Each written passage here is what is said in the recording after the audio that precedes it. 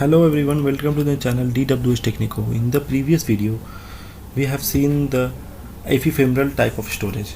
Okay, now in this video, we are going to see the persistent storage.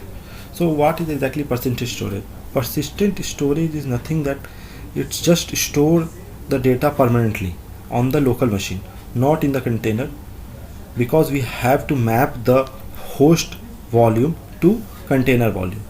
Okay, so we can do the in two ways: bind mount and volume. Okay, volume, what do you understand by volume? So let's talk about the volume in the practically. Okay, so I will show you the Docker have its own fixed predefined path of the volume. Okay, so we can't create volume in like some slash path or anywhere. We have to, whenever we create a volume, it just create in the fixed predefined path. I will show you where it is: cd slash var slash leave slash docker, wait a second, yeah, docker slash volume. Okay, and ls it here. So here all the your volumes have been going to make. Okay, so this path, so whenever suppose I am in slash path, I will show you.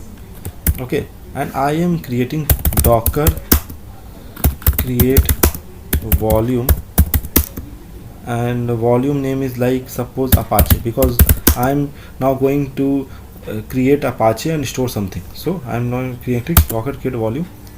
So it means wait a second, I think the command is just different. Let me check docker volume create.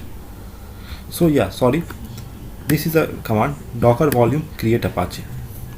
So I will show you. See, I am exactly giving the command at the slash path. So you, when you see in the ls, there is no Apache. So where is Apache? As I am use the term volume, so it directly goes under, I will show you, var leave docker volumes, this one. When I ls it here, so this Apache, so in this Apache we are going to store the data.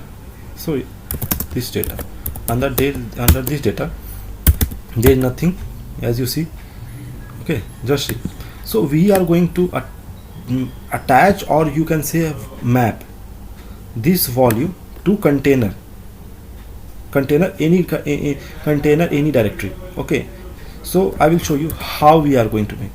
So docker run hyphen it and give hyphen name web.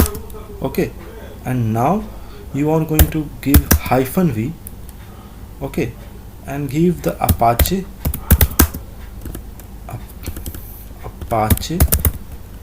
this is the volume of the host, remember always. And I am going to give here any directory, suppose directory 1. I am giving this directory 1 is created on the fly. Okay, when I run this command, it will automatically create on the container.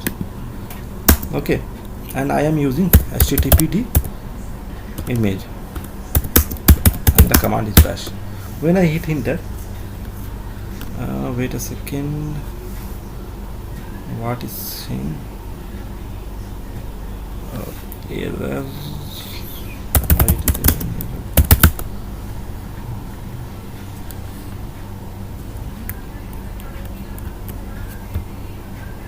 Invalid mount path directory 1. Okay, so I think let me firstly rename this container so that it will not create error. And here you just leave slash when you hit enter. So yeah, so you have to, because see, this is a volume, so here we don't specify any path because it is a fixed path. Docker knows the Apache volume where it is decide under var leave docker and volume. So we don't need here to specify slash something, but here we need to specify, because in the container there is no any path of volume. Okay, there is not concept on the in the container volume part. So here we just make a directory where we store, and it directly map with the Apache. So it directly whatever we storing this in this directory, it comes in the Apache volume. Okay, so I will show you when I ls it here, as I am giving slash path, so we can't see here, so we can see in the slash path cd slash ls. So this is directory 1.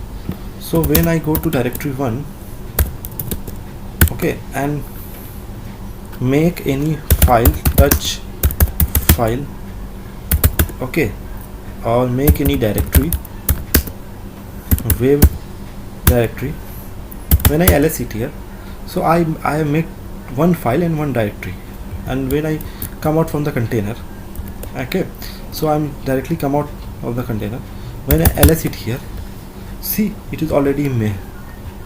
I will show you when I pwd var leave docker volumes apache underscore data, it will automatically pulls the storage part, okay, from the container, or and store the data here on the host in the volume. Okay, if you have any confusion, I will show you again.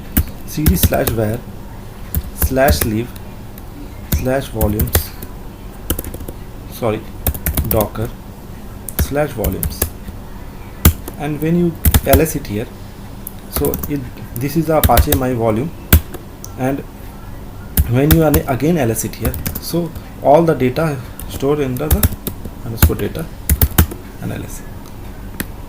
So whatever you now, when you create here, suppose wave 1, suppose you have created here, so let's check whether wave 1 is created in the container directory or not. Okay, let's check. So let's firstly check that our container is running or not. So wave 1 is running. So the command, you can see there are two ways to go to in the container. Okay, first is docker exec. So I am using this command always in the my previous video. So there is one command also, docker attach container and wave 1. Okay, my bad, I think it's just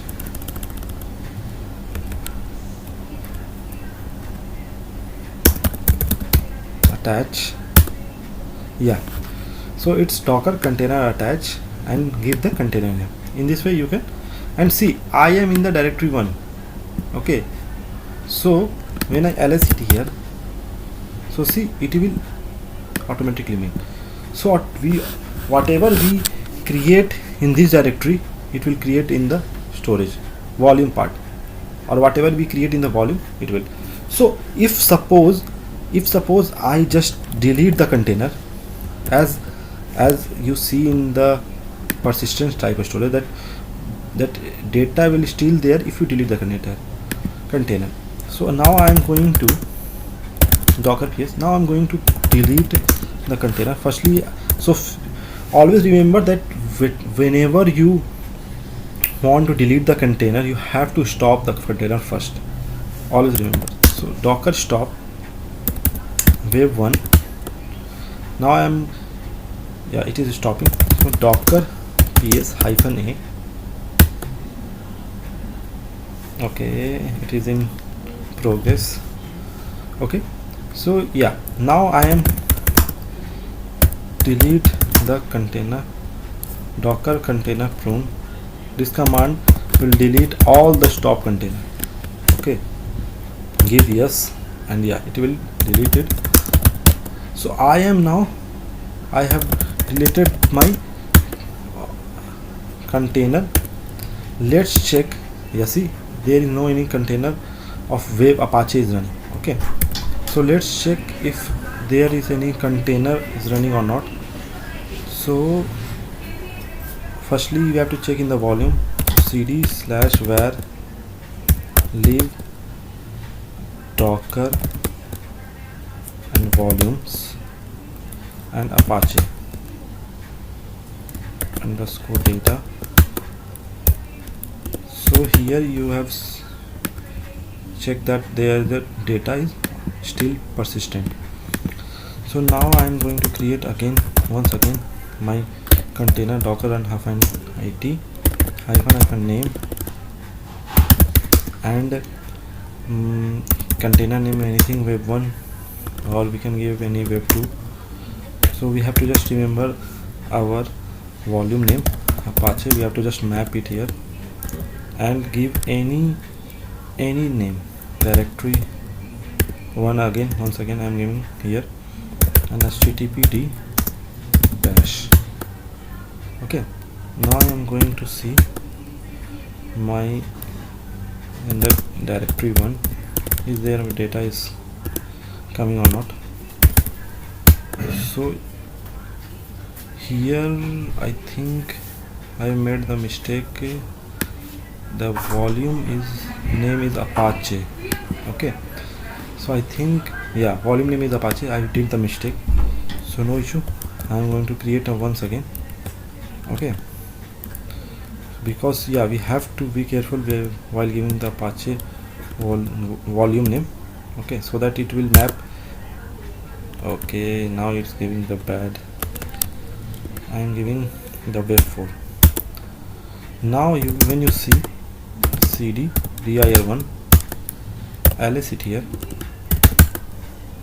see, so we can easily attach to different container also. Our data get mapped to the other container in this way. So I hope you like this concept about the persistent storage of volume. In the next video we are going to see how to use bind mount. Okay, and if you have any query related to this video, you can ask in the comment and I will answer all the question. Okay, till then, bye.